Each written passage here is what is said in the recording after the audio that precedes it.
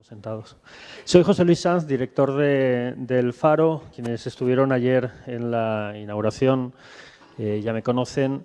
Y bueno, primero de nuevo quiero dar las gracias por estar con nosotros en la primera de las conferencias en la línea de tarde-noche de este noveno Foro Centroamericano de Periodismo. Desde hoy y hasta el sábado vamos a estar todos los días haciendo y celebrando conversatorios y conferencias en este lugar. Así que, por favor, vuelvan, regresen cada día, porque tenemos una agenda, creo que extraordinaria, por lo menos a nosotros nos lo parece y nos hace mucha ilusión. Hoy vamos a tener 2 conferencias, mañana otras 2 y un fotoconcierto. La joven Camerata del Salvador va a estar tocando en directo mientras proyectamos fotografías de los fotoperiodistas que participarán, de hecho, en la mesa de mañana a las 7 para hablar de éxodos humanos. El jueves también vamos a tener música, empezaremos un poquito más pronto, a las 4:30, con un encuentro en el que hablaremos y cantarán, iba a decir cantaremos, pero no, y cantarán o rapearán, porque tenemos una mesa sobre hip hop, para hablar lógicamente del impacto del hip hop, no solo el hip hop con expresión artística, sino como expresión social, como movimiento, etcétera. Y el viernes, aparte de cerrar la semana, digamos, de trabajo con una mesa sobre el impacto de la oleada feminista en nuestras sociedades y en el periodismo, tendremos también una mesa para hablar de libertad de expresión y de sátira, de la relación entre sátira y poder y de cómo el poder castiga o persigue en diferentes circunstancias la sátira. Pero, bueno, ya puestos, les anticipo también que la conferencia de clausura este sábado es una entrevista hecha por nuestro buen amigo y fiel participante, no todos los años, pero a menudo, del Foro Centroamericano de Periodismo, John Lee Anderson, entrevistando a Roberto Lorenzana, que para quienes no son de acá será un nombre que no significa nada, pero que para quienes están en El Salvador lógicamente lo significa. Y es uno de los principales dirigentes históricos y políticos, además, durante la carrera en posguerra del FMLN, de la antigua guerrilla. Y se trata de una entrevista para hablar, la hemos titulado así, ¿qué fue de la revolución? No solo de qué fue de las promesas de un gobierno, el FMLN, que el próximo, en 2 semanas, terminará después de 10 años en el poder, sino que además que fue de los ideales revolucionarios que engendraron ese partido que acaba de gobernar y que acaba de perder, o que va a perder o va a dejar el gobierno. Es decir, vamos a hacer también un balance de qué fue de la utopía del FMLN y de sus gobiernos. Pero hoy vamos a hablar de audiovisual, y vamos a hablar de periodismo, y vamos a hablar de video, y vamos a empezar hablando de este tema porque nos parece, por un lado, que se habla poco. Nosotros, probablemente porque somos un medio, a pesar de ser online, el Faro, un medio que no ha potenciado históricamente, o en sus primeras etapas no potenció demasiado el uso del audiovisual en Internet. Hemos llegado relativamente tarde, ¿no?, al enorme peso que el audiovisual tiene ahora mismo en las redes. Nosotros, como siempre llegamos tarde un poco a todo, somos un poquito lentos, empezamos haciendo cine documental, pero de proyectar en cine, largometrajes, ¿no? Es decir, y estamos apenas tratando de desarrollar de una manera más fuerte el vídeo en Internet, pero nos parece además que cuando se habla de periodismo normalmente se habla poco, se habla insuficientemente de formatos y de géneros y de formas de hacer periodismo que creo que son las que probablemente más penetración tienen en las audiencias y en el público, ¿no?, y en la imagen y en las ideas del público. Para hablar de esto tenemos a 2 invitadas extraordinarias. Yo estoy encantado de ser quien modere. Empezando por aquí, Almudena Toral. Almudena es española, aunque cada vez menos, como yo, por el tiempo que llevamos fuera. compañera de trabajo, por suerte y por honor para el Faro, en un proyecto extraordinario que hicimos hace 2 años, que es de migrantes a refugiados, pero sobre todo es la persona que encabeza el equipo de vídeo y coberturas especiales en Univisión Noticias Digital.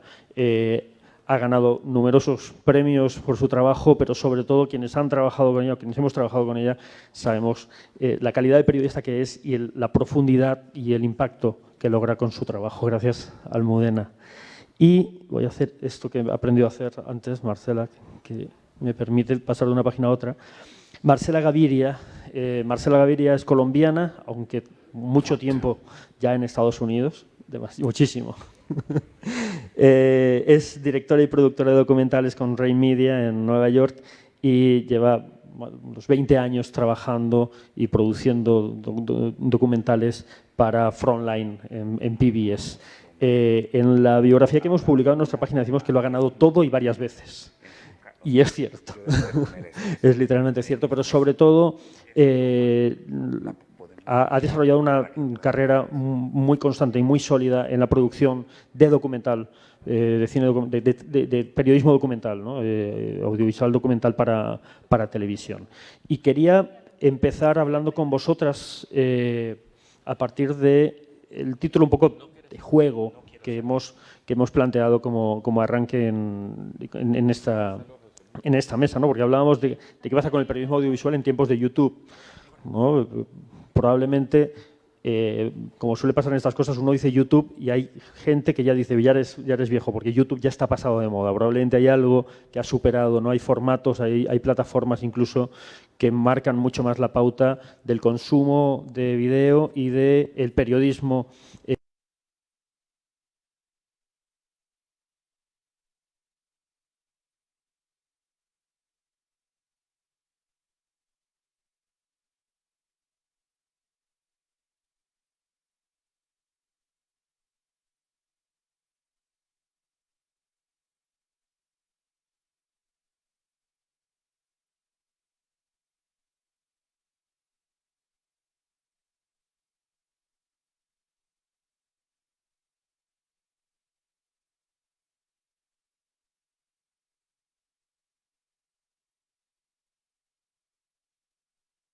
Experimentos de gente sin mucha capacidad de producir, pero que realmente entretiene. Yo siento que YouTube en sí es irrelevante de cierta manera, porque le falta periodismo. Lo que hay ahí son videos que no tienen contexto, que no tienen reportería, que no tienen el famoso fact-checking y encuentras cosas, pero están, no sabes ni para quién son o quién es la audiencia, entonces no entiendo cómo utilizarlo como canal. Almudena. Yo el último vídeo que vi en YouTube, odio reconocer que fue un vídeo de nuestro equipo que acabamos de publicar esta mañana en YouTube. Y creo que el vídeo anterior que vi un documental de Al Jazeera Witness hace un par de días en YouTube. Y a pesar de que a veces me siento perdida como Marcela en YouTube, yo sí que creo que es una plataforma importante. Creo que no podemos ignorar que hay mucha gente que se pasa horas de su día en YouTube. Y esa es una realidad que es difícil de ignorar en el sentido de si queremos llegar a las audiencias donde están. Bueno, mucha audiencia se pasa mucho tiempo en YouTube y creo que es importante tener una presencia ahí. Claro, el desafío es cómo hacerse un hueco en todo este mar de otros contenidos que no están fact-chequeados y cómo hacer que el periodismo tenga una cabida en todo ese océano de contenido un poco diferente. Hablas de mar de contenido. Yo tengo la impresión, decidme si lo compartís o no, de que parte de lo que está sucediendo es que se están como homogenizando las plataformas de distribución, ¿no? Es decir, diferentes tipos de contenidos. Tú hablabas de que en YouTube hay o no contenido puramente periodístico. Facebook se ha convertido también en el espacio absoluto en el que todos, yo creo que ese es el plan, ¿no? Que todos hagamos todo en Facebook, digamos, las plataformas ya no necesariamente distinguen qué estás consumiendo, ¿no? Las hay de nicho, pero las más grandes, las más potentes, las de más penetración, juntan todo el contenido. ¿Vosotras cómo tratáis de ser relevantes en esa dinámica en la que el contenido circula, pero todo contenido compite con todo el contenido?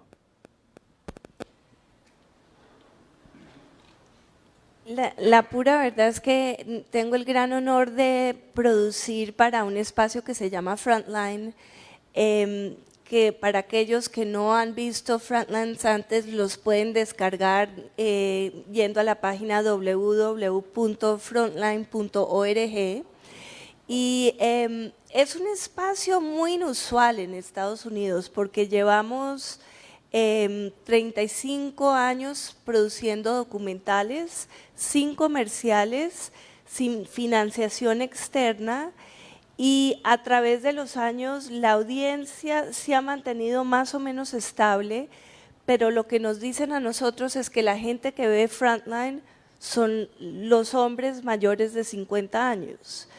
Entonces, no han podido realmente entender cómo hacer para que la gente joven que quiere ver contenido vea un documental entero de 1 hora o 2 horas, porque la percepción de la gente es que la gente joven ve cosas en incrementos de 3 a 5 minutos. Entonces, es muy difícil decirle a la gente, cálmense, dejen su teléfono a un lado y miren este documental que les va a informar, y van a ver muchos llamados talking heads, las entrevistas sentadas, y te vamos a contar una historia con mucha profundidad. Entonces el reto de nosotros realmente ha sido cómo hacemos para producir videos y documentales, información que le llegue a un público más joven, porque si no nos adaptamos al público nos vamos a volver obsoletos. Y la verdad es que no sé si lo estamos logrando. Seguimos siendo muy clásicos y somos casi como de vanguardia vieja, pero creo que seguimos haciendo periodismo muy serio que tiene impacto. Entonces, eso es como el dilema en que estamos. Más allá de para lo que suponga para la organización, ¿a ti eso te genera un dilema como periodista? Pues sí, porque realmente no queremos producir video para que tenga clics o para que tenga rating, ¿no? Yo, por ejemplo, tiendo a cubrir unos temas como inmigración, que es lo que he hecho en los últimos 2 años, y les estaba comentando antes que los ratings para los programas de inmigración, en general en Frontline los ratings son más o menos de 2.0. Yo creo que un programa como 60 Minutes, no sé si lo conozcan, que es la serie de noticias, Espacio los domingos, tiene un rating como de un 5.0, o sea que somos bastante menos que ellos, pero un documental de inmigración tiene un rating en general de 0.2. O sea que me mira a mí mi jefa y me dice, oye, pero tu documental no lo vio nadie anoche. Y no me asusta para nada porque siento que de todas maneras tenemos que hacerlo. Y lo lindo de ella es que me sigue apoyando. Y dice, no me importa si lo ven 5 gatos en Idaho, con tal de que le lleguen a esos 5 gatos, ¿no? Y hemos tratado de mantenernos firmes en que lo que importa no son los clics, lo que importa es el contenido. Y que el contenido, aunque el rating sea pésimo, si el documental es bueno y si la gente le empieza a correr. Por ejemplo, hoy en clase que estaba dictando una charla, una pelada llamada Mónica que trabaja para el Faro me dijo, vi tu documental en El Salvador, y le dije, no puede ser, qué maravilla. Entonces, bien, Mónica. Almudena, ¿cómo lo llevas tú? Univisión, lógicamente, es una dinámica como organización, como equipo distinta. Sí, Univisión, como creo que todos sabrán, es un canal de televisión. Yo trabajo para el equipo de digital, pero bueno, intentamos coordinar bastante con televisión y trabajar juntos en la medida de lo posible. A veces no es posible, pero en la medida de lo posible. Pero la clase de producciones que hacemos, a pesar de que todo es video, yo recuerdo que cuando empezamos el equipo digital en Univisión, de verdad parecía como que hablábamos diferentes lenguajes. O sea, el equipo de la televisión, que ya existía, y el equipo que llegamos, que casi todos veníamos de fuera, casi ninguno de nosotros había trabajado en una televisión antes. A muchos nos parecía que hablábamos un lenguaje diferente, porque los formatos son tan distintos, las audiencias también muchas veces son tan distintas. La flexibilidad que tienes en digital creo que es mucho mayor que la que tienes en televisión. Los compañeros de televisión tienen que llenar el noticiero de las 6:30 y son segmentos de 4 minutos y medio y no te puedes salir de ahí, ¿no? Nosotros tenemos la belleza de que tenemos mucha más flexibilidad de decir, ok, queremos contar esta historia y nosotros siempre intentamos plantearnos cuál es la mejor manera de contar esa historia, de llegar a la audiencia a la que queremos llegar y pensando en el lenguaje audiovisual en el que nosotros trabajamos, o que hay 1000 maneras de contar esa historia. Creo que el proyecto que hicimos juntos de Migrantes a Refugiados fue un buen ejemplo. Acabamos utilizando multitud de lenguajes, incluso dentro del género audiovisual, y de hecho hubo gente que no vio el proyecto entero, pero luego llegó a la historia por diferentes vías, ¿no? Hay un explainer narrado por Óscar y Carlos Martínez explicándote la historia de las pandillas en El Salvador. Hay un vídeo animado en primera persona de un señor salvadoreño víctima de la violencia. Hay un vídeo documental, ¿no? Entonces creo que diferentes personas llegaron a la historia de diferentes maneras y también es importante pensar a nivel, nosotros sí que pensamos a nivel de plataformas, cómo llevamos nuestro trabajo a diferentes plataformas, o sea, ya sea Univisión, proyectos especiales como hacemos, pero también YouTube, Facebook, etcétera, etcétera. Intentamos, a veces la respuesta es no queremos hacer nada para esa plataforma, pero creo que siempre es conveniente hablar al menos y pensar en ello. ¿Sentís no sé si llamarla dictadura de los 3 minutos? Es decir, tú hablabas de toda esta idea, ¿no? Del agotamiento o de los índices de visionado de ciertos vídeos a partir de cierta duración. Vosotros, Almudena, el tema de la duración, ¿cómo lo trabajáis? ¿Cómo lo lleváis? Porque parece que eso ha ido íntimamente de la mano de otra máxima, ¿no? Y es el vídeo es el futuro. Al mismo tiempo que se decía el vídeo el futuro, es el futuro, estos últimos años, a nosotros que sobre todo hacemos texto y fotografía, por ejemplo, era insistente, el vídeo es el futuro. Parecía que el vídeo iba a ser va a ser el género que va a marcar la línea informativa para todos, ¿no? Como lo hizo tal vez la televisión en algún momento. Pero eso parece que iba unido a la idea de brevedad. ¿Vosotros cómo estáis viviendo eso? Pero hay una parte de ese paradigma que es mercantilista totalmente. Es decir, en inglés, por ejemplo, el llamado pivot to video, que es ese convencimiento de que el vídeo tiene que haber más vídeo, tenía una razón detrás y es el dinero.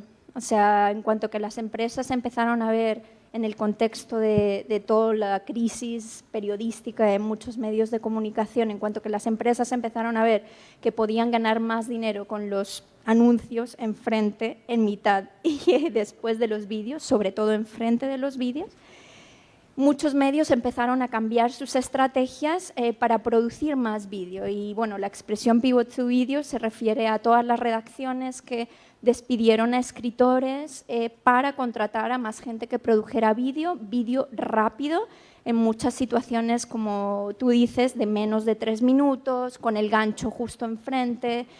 Y bueno, no hace falta decir que la estrategia pivot to video falló, ha fallado estrepitosamente, ha habido fallos brutales, muchísimos periodistas que han perdido su trabajo y sigue fallando. Creo que lo importante es pensar en un periodismo audiovisual que, independientemente de la longitud, creo que no se trata de que sea 1 minuto o 3 minutos o 30 minutos, creo que puede ser la longitud que deba ser, pero sobre todo que sea periodismo de calidad, que llegue a las audiencias, que eso es un desafío en sí mismo. Y no, creo, o sea, para nosotros el paradigma de los 3 minutos no es una esclavitud ahora mismo. Honestamente, lo que yo pienso que es el pasado es la televisión. O sea, la gente no va a ver televisión en un futuro. nadie va a tener colgado en la sala un plasma. La gente ve televisión hoy en día en sus teléfonos, en sus computadores, y yo sí percibo de cierta manera que parte del problema con la televisión es que es muy costosa de hacer.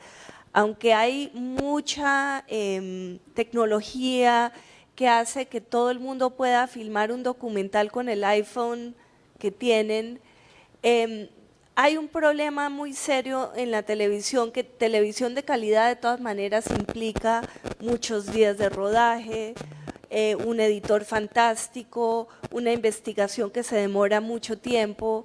Entonces, hacer periodismo de televisión que importa es una cosa que implica unos recursos violentos, y en la medida que cueste mucho el valor de hacer una hora de televisión o 30 minutos de televisión, yo creo que la gente va a querer hacer cosas más baratas, y se ve todos los días. Parte del problema en Estados Unidos es que ya no hay noticieros, lo que hay son paneles de personas que se sientan enfrente del televisor y se ponen a chachara, chachacha, y yo opino, y yo digo, y yo hago, pero nadie tiene que hacer ningún reportaje, no tienes que mandar a nadie a ninguna parte. Esta gente lo único que hizo esa mañana fue leer El Faro o leer el periódico o leer y enterarse de la situación y ponerse a conversar, y ese es un problema fundamental porque ya no hay periodismo, lo que hay es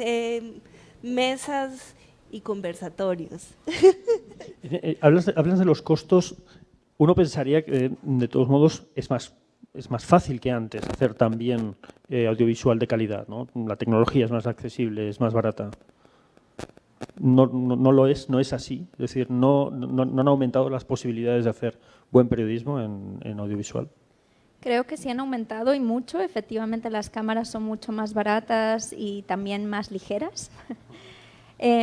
Pero creo que sigue siendo el medio más caro de producir. Es decir, cuando tú comparas el costo a lo mejor de hacer un texto o incluso de tomar fotografías, el equipo que te requiere hacer el vídeo todavía es un poco más caro, y también en muchos casos el tiempo requerido yo creo que también depende del vídeo del que estés hablando,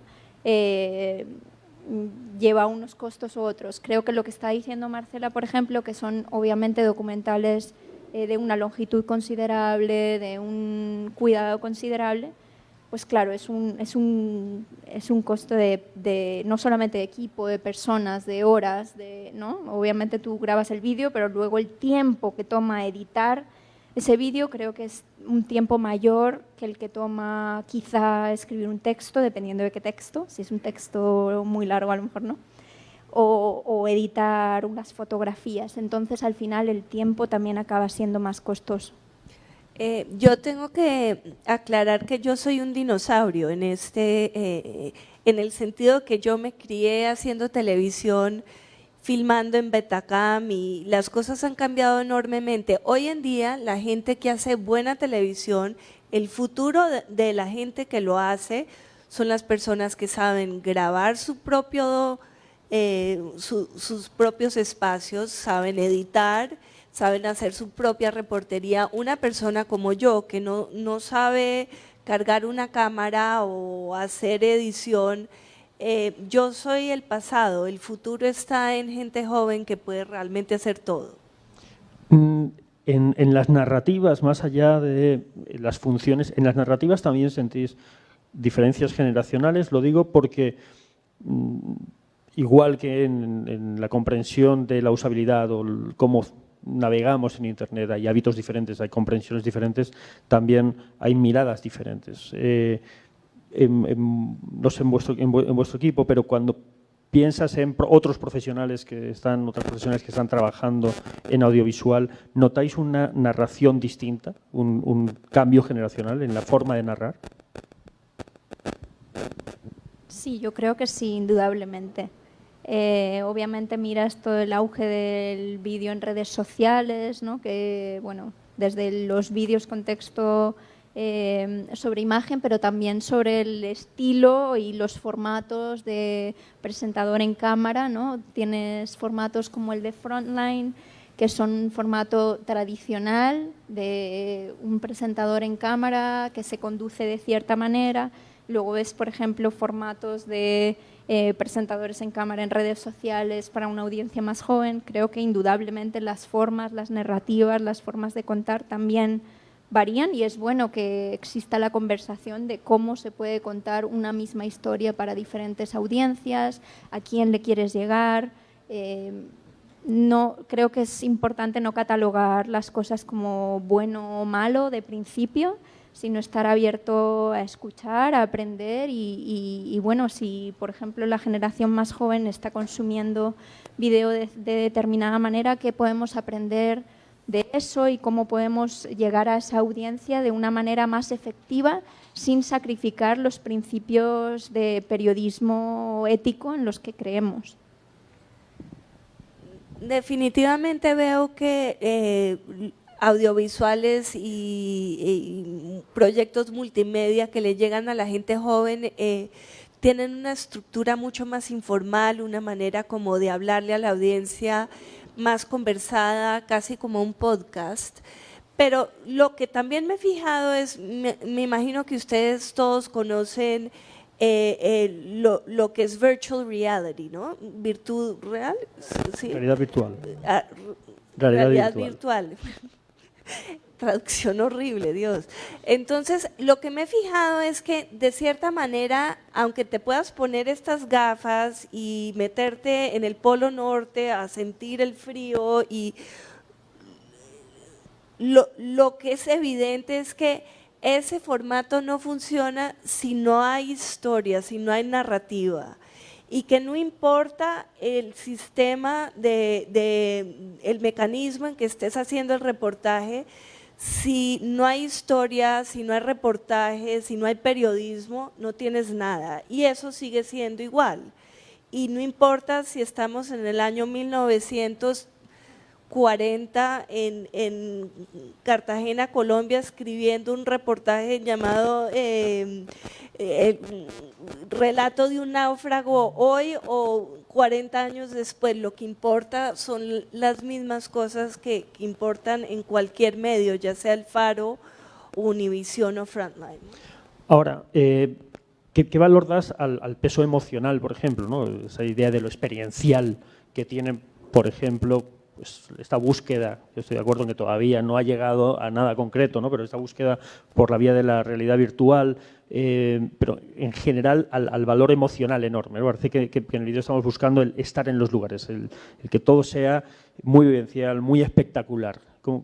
¿Sentís que eso también afecta a vuestros formatos?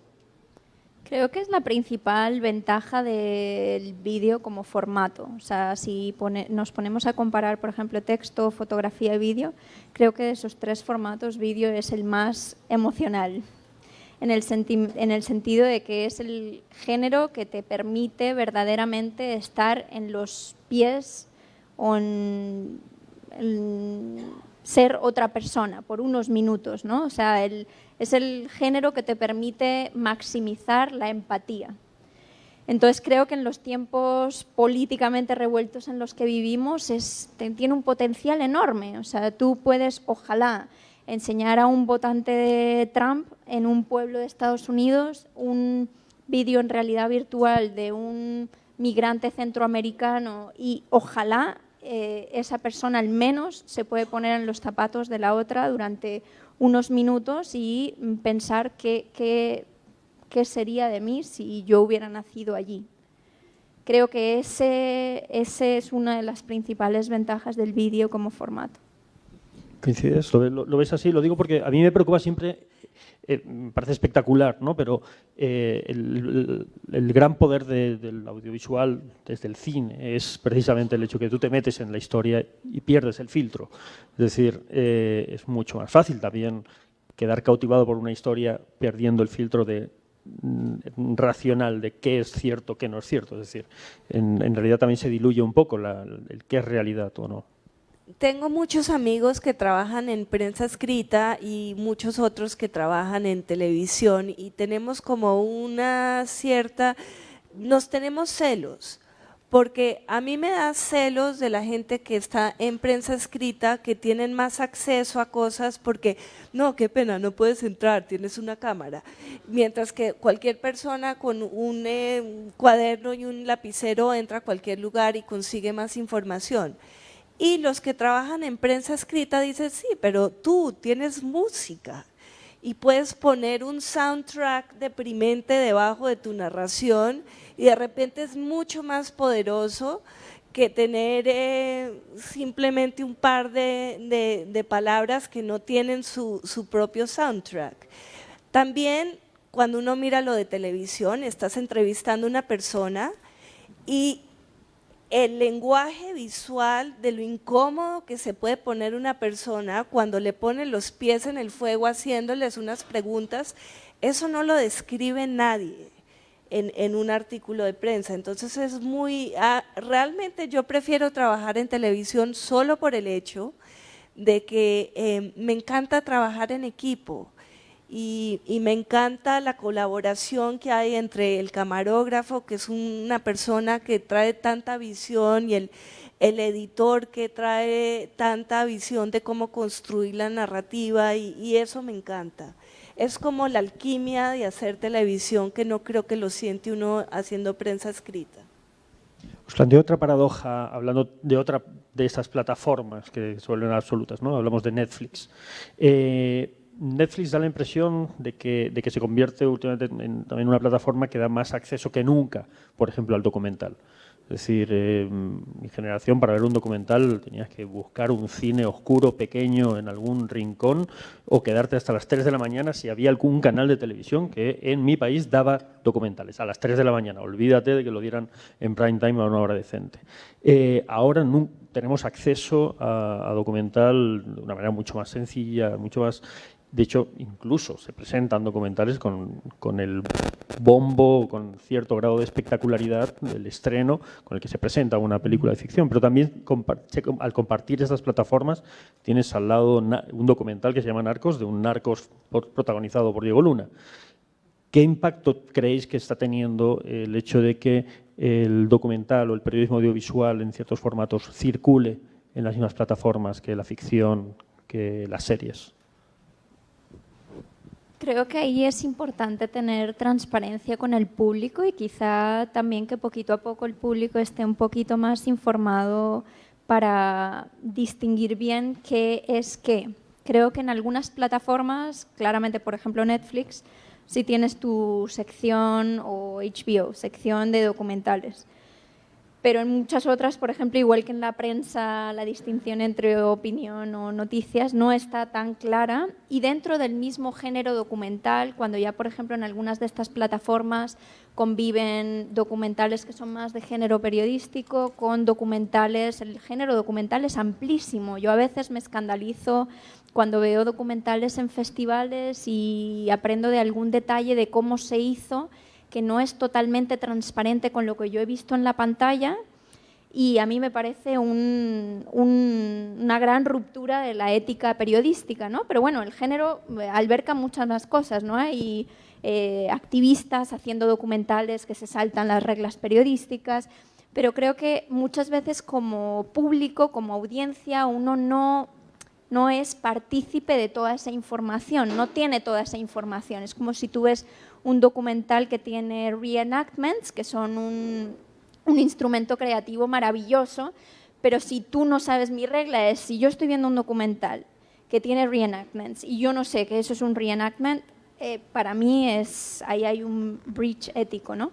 Pero creo que la pregunta más bien sería el público, nosotros como público, como audiencia, ¿estamos 100% informados o nos dan toda la información que necesitamos para distinguir qué es qué cuando estamos en estas plataformas o cuando estamos consumiendo este contenido? Porque es verdad que al entrar el documental en todas estas plataformas se junta un poco con el entretenimiento, ¿no?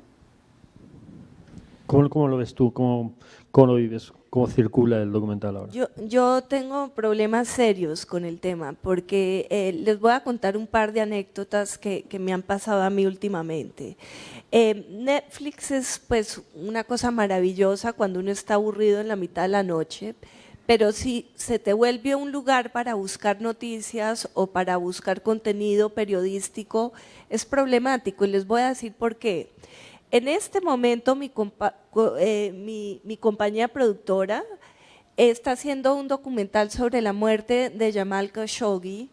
Es un documental de 2 horas. Pues resulta que el equipo se está matando en este momento buscando fuentes y no han podido conseguir todas las fuentes que quieren porque Netflix tiene el mismo proyecto y Netflix le ha pagado a todas las personas que trabajan en ese documental, a todas las personas que están entrevistando para participar y ser exclusivos al proyecto de Netflix. Y yo como periodista tengo un problema muy serio en que una persona diga que están haciendo un documental periodístico, pero que no van a darle a la audiencia cuenta que le han pagado $500,000 a tal persona o $200,000 a tal otra persona. Hay otro documental en Netflix, hay uno sobre que se llama Fire Festival, que está muy popular. El documental de Showtime, que es el mismo documental, pero Netflix hizo uno.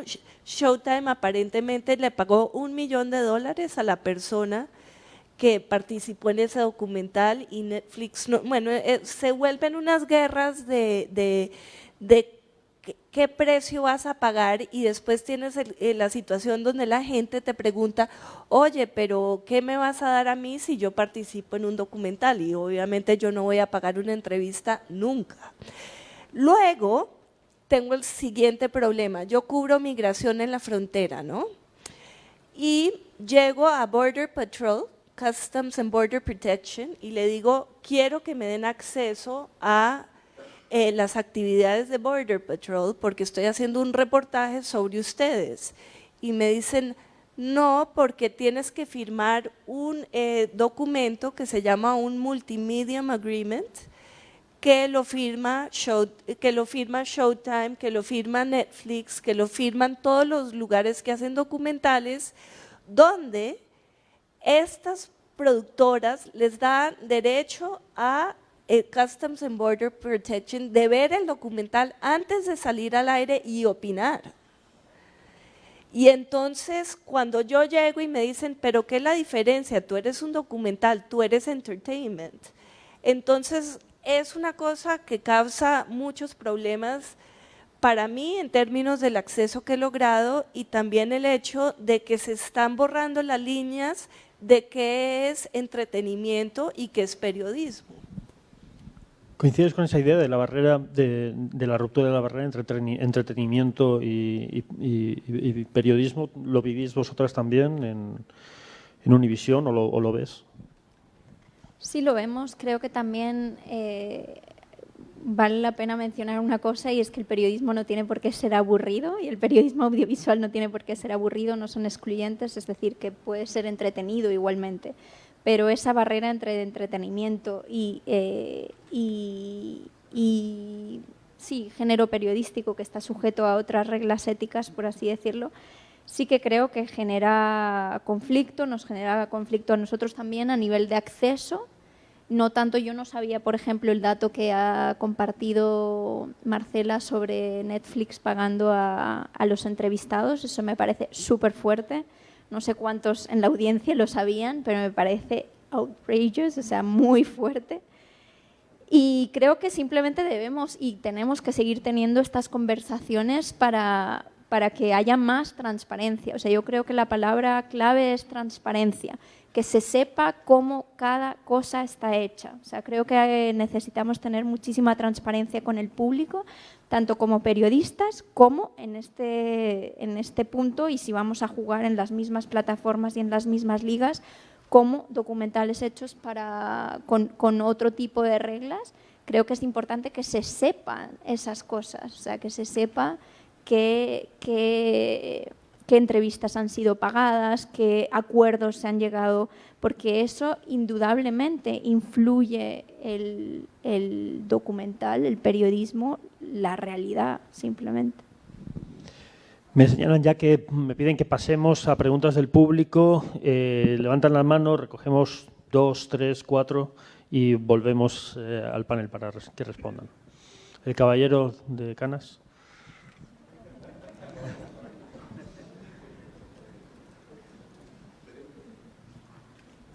Jorge Simán del Faro. Una consultita para Marcela. Yo soy uno de los de mayores de 50 años que ve Frontline y que me ha encantado siempre Frontline, pero lo que me sorprendió al inicio fue que dijiste que a pesar de que no lo ve mucha gente, todavía logras conseguir que se siga financiando y que se siga financiando sin ayuda externa, sí, sin financiamiento externo. Entonces me interesaba mucho conocer ese modelo.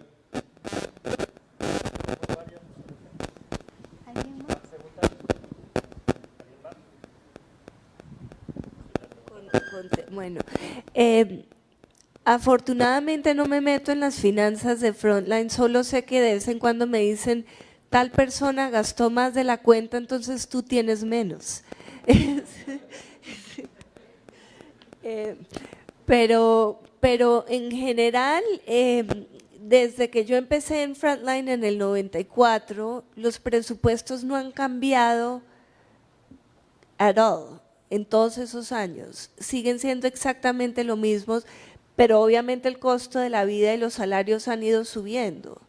Entonces la presión de producir es mucho mayor de lo que era hace 20 años, por eso estoy tan vieja. Y francamente sí es mucha presión.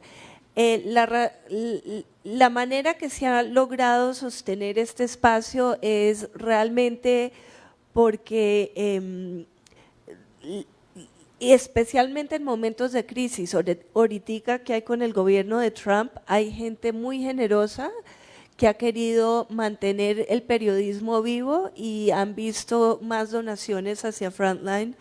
Y en el pasado también, obviamente, vendemos los documentales internacionalmente. Si yo hago un documental sobre Arabia Saudita, tiene unas ventas mundiales que me mantienen la posibilidad hoy, por ejemplo, logramos unos $300,000 en 3 minutos de una conversación, porque hay temas que les interesa mucho a la gente. Antes de callarme, quiero decirles además que una de las cosas que ustedes deberían saber como salvadoreños es que el espacio El Faro es como decir tú el mejor periodismo del mundo. O sea, yo como neoyorquina leo El Faro y digo, Dios mío, me le quito el sombrero, ustedes son unos duros. Y para mucha gente, como para Almudena y yo, nos reñimos a ver quién va a lograr poder trabajar con la gente del Faro. Entonces, los felicito. Eso incluye los $300,000 que has conseguido, porque podemos hacer un montón de cosas. ¿Hay más preguntas? Si no hay más preguntas, yo sí tengo preguntas, así que sí. Gracias. A mí me gustaría preguntarles cómo miden el éxito de un vídeo, de un documental, de un reportaje. Si es que se fijan en las métricas o se fijan en qué otras cosas.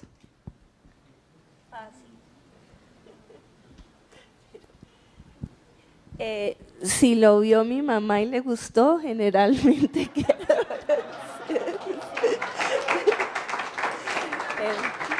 pero honestamente es si me llegan cartas de la audiencia, es lo que más me conmueve, es cuando yo, a mí una vez me tocó hacer un documental que se llamaba Retirement Gamble y era 1 hora sobre los fondos de pensión y los ex fees, o sea, ¿cómo se dice fees? los recargos de los bancos en el fondo, hazme el favor, como para pegarse un tiro. Yo dije, voy a hacer una hora sobre ese tema, me voy a morir. Bueno, salió ese documental y al otro día me llegaron 7.000 cartas. No me había pasado en la vida. Entonces me sentí bien, voy a seguir haciendo documentales sobre finanzas porque a la gente le interesa, ¿no? Yo creo que es una pregunta complicada. Creo que obviamente las métricas son parte de ello, pero no todo. Yo me alegro mucho de trabajar en un equipo en el que hasta ahora no hemos tenido que mirar exclusivamente las métricas, aunque sé que hay muchos medios de comunicación digitales que tienen que mirarlo de manera casi esclava o dicen que tienen que mirarlo de manera casi esclava. Creo que es un lujo no tener que poder pensar en otras cosas también.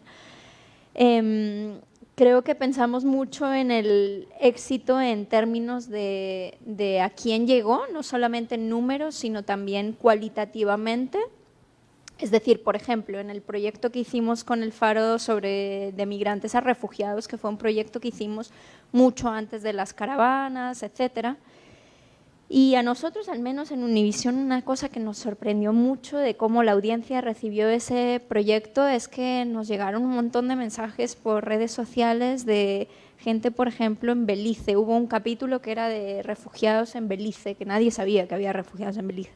Y nos empezaron a escribir un montón de salvadoreños en Belice, tipo en plan de gracias por cubrir esto, cómo puedo contactar a tal. Muchos de los proyectos que hacemos tienen un componente de servicio, ya que nuestra audiencia es inmigrante.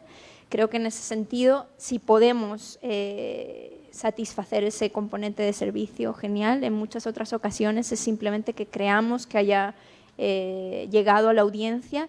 Y uno de los objetivos, yo diría desde que Trump salió presidente, para nosotros en muchos proyectos ha sido cómo maximizamos la audiencia a la que llega a este proyecto y cómo intentamos que este proyecto llegue no solamente a la audiencia que sabemos que va a consumir el proyecto, sino a la audiencia que está en el otro final del espectro político. Por ejemplo, si es un proyecto de inmigración, intentamos hacer, por ejemplo, muchos partnerships bilingües porque creemos que mucho del contenido Univision solamente lo ve la población inmigrante y puede ser un proyecto genial, pero no está llegando a la gente a lo mejor en Estados Unidos que debería de estar viéndolo también.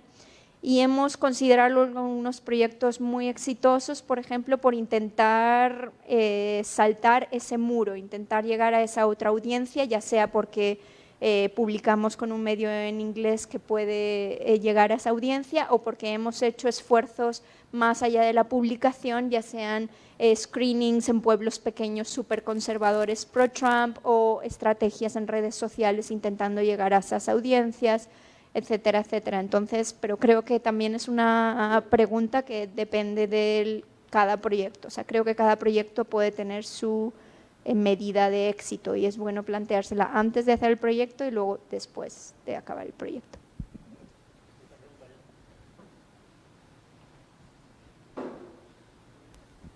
Buenas noches, Jordi Meléndez de México. Muy interesante lo que acaban de compartir. Sin embargo, yo quisiera preguntar lo siguiente. En muchas ocasiones los contextos importan y ustedes hacen parte de dos compañías grandes que pueden sustentar el tipo de periodismo audiovisual que ustedes hacen, que usualmente es un periodismo muy caro. Aquí hay personas de México, de Cuba, de El Salvador, de Nicaragua, gente muy talentosa, pero que quizá no tiene el respaldo financiero, económico de producción. Quisiera plantearles quizá un consejo, o si ustedes tuvieran que, por alguna razón, aterrizar en alguno de estos países de cero, ¿por dónde empezarían, ¿no? O sea, ¿cómo es sustentar este tipo de trabajos, grandes trabajos muy bien hechos, pero que usualmente tienen un nivel de costo, de presupuestos y de complejidad sumamente altos? Gracias. Tienes toda la razón. Donde estamos sentadas tenemos la posibilidad de hacer buen periodismo y buena televisión en parte porque tenemos equipos grandes y porque hay los medios para poder hacer las cosas bien. Yo trabajé en Colombia como periodista antes de llegar a Frontline, incluso así empezó mi carrera, y trabajaba para un noticiero donde teníamos que sacar las noticias a las 12 del día, a las 7 de la noche y a las 9 de la noche. Y me encantaría que viera los videos míos de esa época porque eran pésimos, o sea, y eso no significa que yo era peor en ese entonces de lo que soy ahora, ¿no? Entonces, entiendo que hay limitaciones, pero creo que lo importante quizá no es el nivel de producción, lo que importa es el nivel de las preguntas y la posibilidad de conseguir a las personas que necesitas sentar frente a las cámaras y de no hacer preguntas fáciles y de hacer todo el trabajo periodístico que se requiere para que tú te sientes enfrente de un periodista, de un presidente o de enfrente de un policía o el que sea, y que tengas información valiosa y que hagas un reportaje fuerte con base en las preguntas que haces, aunque no tenga buena cámara o buen sonido o buena música. Estoy de acuerdo con Marcela, también te animaría, creo que ahora, sobre todo, por ejemplo, con todo lo que está pasando políticamente y respecto a migración, es el mejor momento para los periodistas de México, de Centroamérica, para contar sus propias historias. O sea, no hay valor que sustituya a ser de una comunidad y contar las historias de esa comunidad. Alguien que viene de fuera puede acercarse a contar esas historias, pero nunca las va a contar tan bien como ustedes. También a nivel de compartir, yo obviamente a día de hoy hacemos cosas en equipos más pequeños que los de Marcela, pero yo empecé haciendo vídeos yo sola y todavía hago vídeos sola, algunos de ellos. Es decir, pues yo buscando la historia, filmando, editando. Creo que, de nuevo, para volver a lo que decía ella, es más la historia y el cómo se cuenta. Luego se puede buscar también recursos, ayudas, si se quiere estructurar de una manera, de otra. Mándanos un email la próxima vez que tengas una historia y con felicidad te ayudamos. Pero creo que es más el tener acceso a esas historias, estar aquí, tener la voluntad de contarlas y contarlas bien. Es un momento para brillar. O sea, ahora estos temas están en las noticias mucho.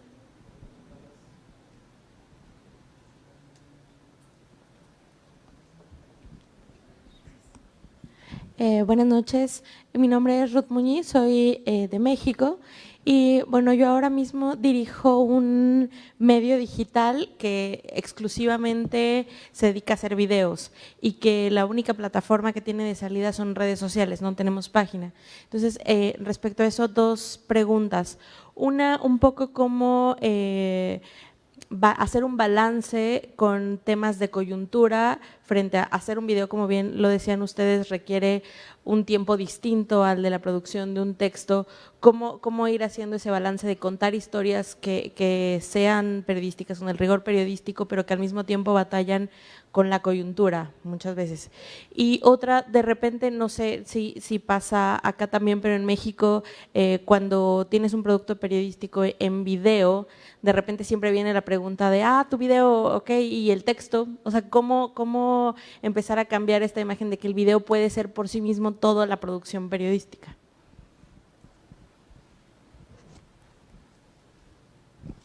Yo me he cruzado con esa misma pregunta muchísimas veces, ¿y el texto? O haber trabajado en una historia entera en video y que un medio piense que no se puede publicar si no pone a un reportero a escribir un texto sobre algo que tú has reporteado y que va a firmar él. Creo que es un cambio cultural que sucede poco a poco. He visto en muchos medios esa transición. Empecé a trabajar en New York Times cuando salí de la escuela. y trabajaban todo con texto, ¿no? O sea, tú te ponían como productor de vídeo a trabajar con un corresponsal de texto y el corresponsal de texto llevaba el crédito en el video y todo era muy dependiente del texto. A día de hoy, el New York Times, casi todos los vídeos que hace no dependen del texto, son completamente independientes. Es un equipo independiente que colabora ocasionalmente con texto. En muchos medios, por ejemplo, bueno, ahora que trabajo en Univision, nuestra redacción digital también tiene escritores y fotógrafos, videógrafos. Y depende de la historia, ha habido un cambio cultural súper importante en el que todos hemos aprendido a pensar en tenemos esta historia, ¿cómo la contamos? Y a veces la decisión de alguien de texto ha sido deberíamos de hacer solo video.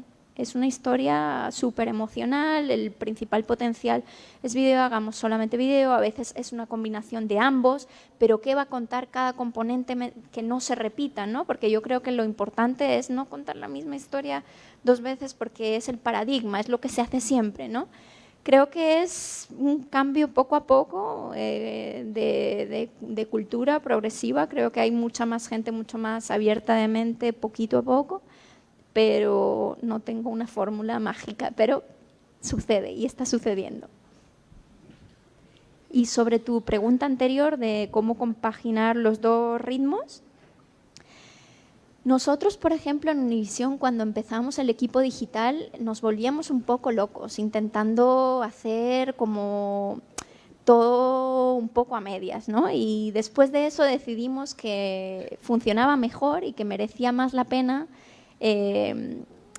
poner cierto esfuerzo a cosas de coyuntura noticiosa, de ritmo rápido, de tráfico también, de clics, es decir, que ayudara por esa parte y luego poder poner ciertos recursos en paralelo a ciertas historias a las que les apostábamos a contar de una manera diferente y con más tiempo. Creo que son 2 ritmos que hay que llevar paralelamente, que obviamente no es fácil llevar paralelamente, quizá aprendiendo de tu propia audiencia, qué funciona con tu propia audiencia, si tienes que depender de ese dinero que te viene del tráfico, intentar ser muy estratégico, ¿no? O sea, hacer las cosas puntuales que puedan ayudar con el tráfico para luego, básicamente, poder hacer otras cosas con las que quieres hacer una diferencia.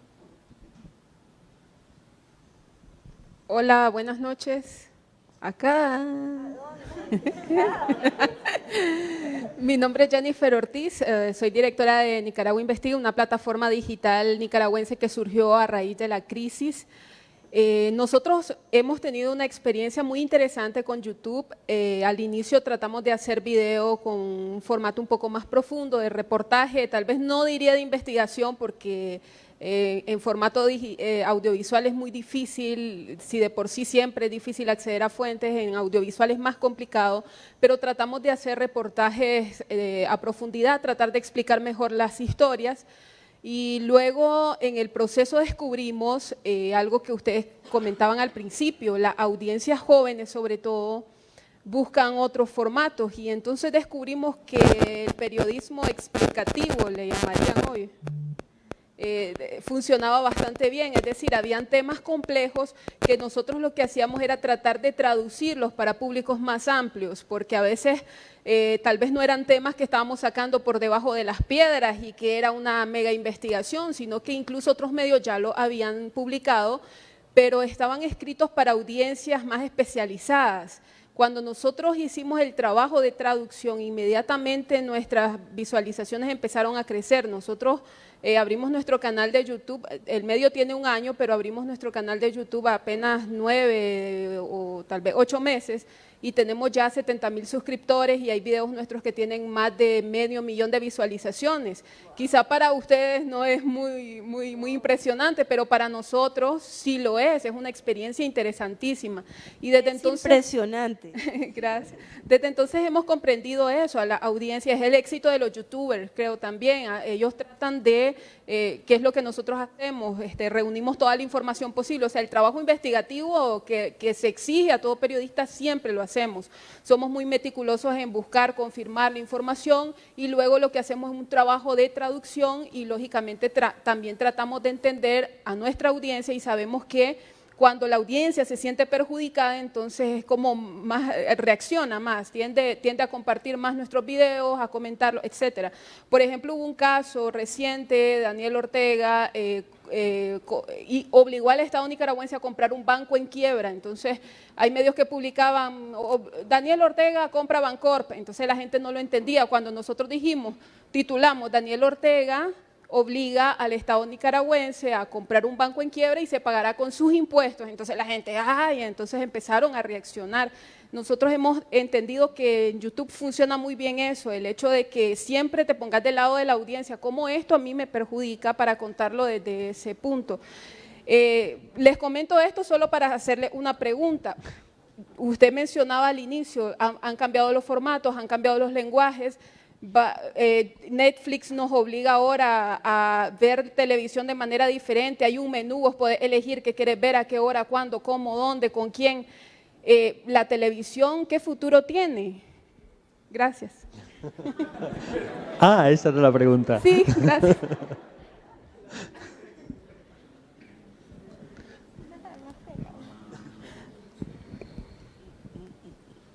El contenido vive, yo no sé en qué formato y a dónde va a salir, pero lo que importa es el contenido y la gente va a querer seguir consiguiendo su información de una manera visual y de percibir historias, no leerlas. Yo le comentaba antes aquí a mis colegas que yo todavía prefiero leer el periódico que ver televisión.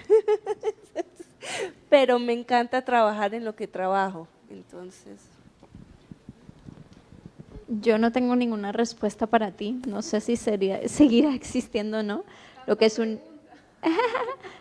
hecho es que los ratings están en picado y obviamente las audiencias, al menos, bueno, hablo más por Estados Unidos, pero no sé en otros países.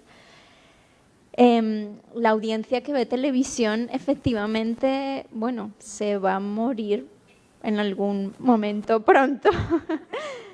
Entonces, simplemente creo que a lo mejor lo que conocemos como televisión no aparecerá en una pantalla que esté en tu mesa, a lo mejor aparece en tu laptop a la hora que tú quieras verlo.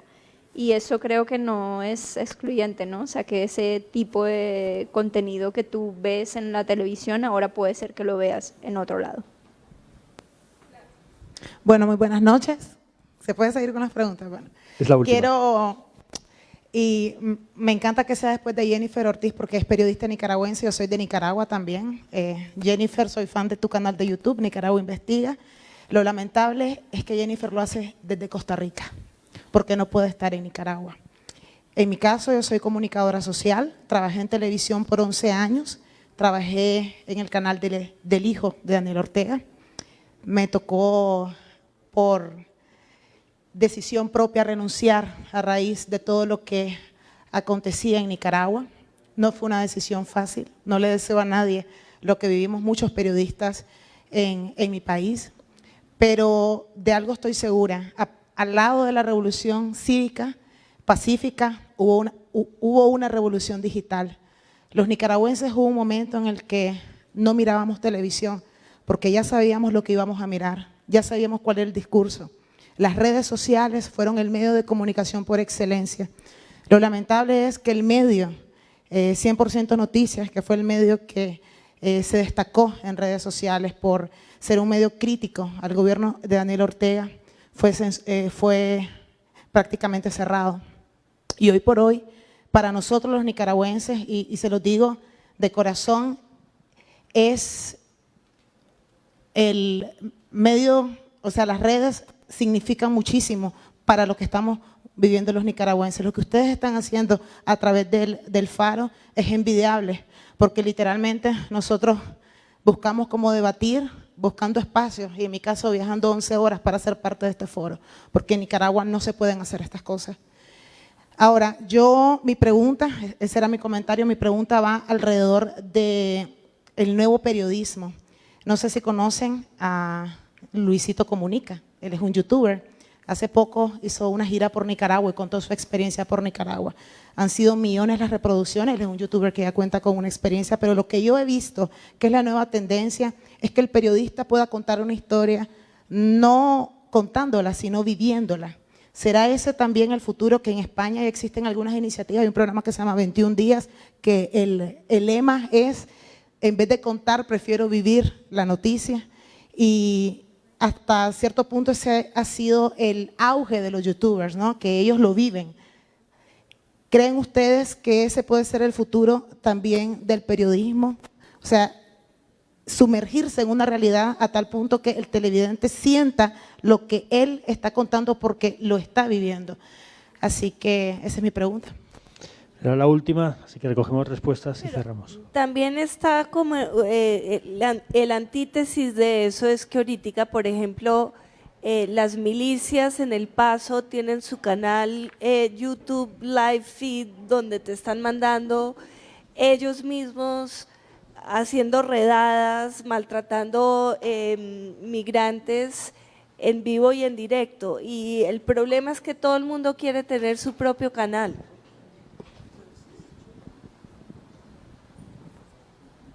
Claro, ahí yo comentaría de nuevo que lo importante de nuevo es la transparencia, ¿no? Que creo que es importante que nosotros como público podamos saber cómo se hizo algo. Está muy unido a la credibilidad también, ¿no?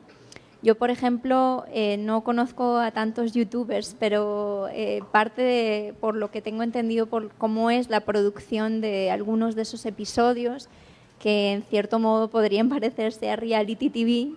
En muchos casos creo que uno como usuario no es 100% consciente de cómo se han producido ciertas cosas, ¿no? Y cómo se manufactura la realidad para parecer realidad.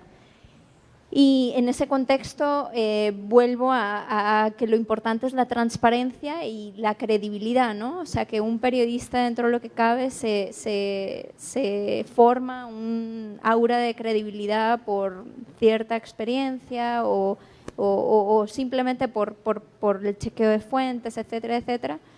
Y no dudo que hay algunos de estos youtubers que estén haciendo un trabajo fenomenal. También creo que hay mucho más trabajo que tenemos que hacer como audiencia para discernir qué trabajo es periodístico de verdad y qué trabajo es propagandístico. Y creo que eso es definitivamente muy importante en los tiempos que corren. Al igual vemos, por ejemplo, el uso de los deepfakes, que son el uso de inteligencia artificial para modificar el vídeo, ¿no? Los mismos quotes en vídeo, etcétera. Todo eso son instrumentos de propaganda que como usuarios tenemos que estar mucho más atentos a poder combatir la misinformación y poder seguir contando con fuentes que nos den una información veraz. Tenemos mañana miércoles a las 9 de la mañana en la UCA una mesa precisamente para hablar sobre desinformación en redes sociales y el mañana miércoles también por la tarde, creo que lo decía antes, si olvidé decirlo lo digo ahora, mañana miércoles a las 5:30 acá Jorge Volpi, el escritor mexicano, entrevistará a Carlos Fernando Chamorro, director de Confidencial de Nicaragua, también en el exilio. Dedicamos una mesa a hablar específicamente de Nicaragua y del exilio nicaragüense y de la persecución del periodismo en Nicaragua. Tengo que hacer un par de avisos para irnos casi directamente a una pausa de unos minutos y venir con una mesa extraordinaria sobre la relación entre religión y política con Martín Rodríguez Pellecer, de Nómada, desde Guatemala, con Ana Carolina Evangelista desde Brasil y con Janina Segnini, costarricense, pero recién llegada desde Nueva York, a la que le ha costado casi la vida, literalmente, llegar aquí. La van a ver hacer una entrada triunfal porque tuvo un accidente y se cayó en el aeropuerto. Y prefiero, Janina, que lo sepan ya, porque si no las preguntas van a opacar todo lo demás. Pero gracias, Janina, por estar aquí, a pesar de todo. Va a ser una mesa moderada por Juan Luis Font, también desde Guatemala. Otro anuncio que tengo que hacer es que tienen la tienda del Faro abierta todo el tiempo para poder adquirir libros de algunos de los periodistas presentes en el foro, también libros del Faro o camisetas del foro, y que durante todo el foro, quienes no lo sean todavía, pueden hacerse excavadores o excavadoras ciudadanas. La excavación ciudadana es la comunidad de lectores que apoyan el Faro y vamos a estar constantemente animándoles a que se unan y a que nos ayuden a seguir haciendo periodismo. Pero cierro diciéndoles que algo que yo digo a menudo, y es que el foro en el fondo no es solo nuestro cumpleaños, nuestra manera de celebrar nuestro cumpleaños, sino que es nuestra excusa para traer a San Salvador a muchísimos y muchísimas periodistas a las que admiramos. Así que gracias, Almudena, gracias, Marcela, porque sois dos de ellas. Gracias por esta mesa.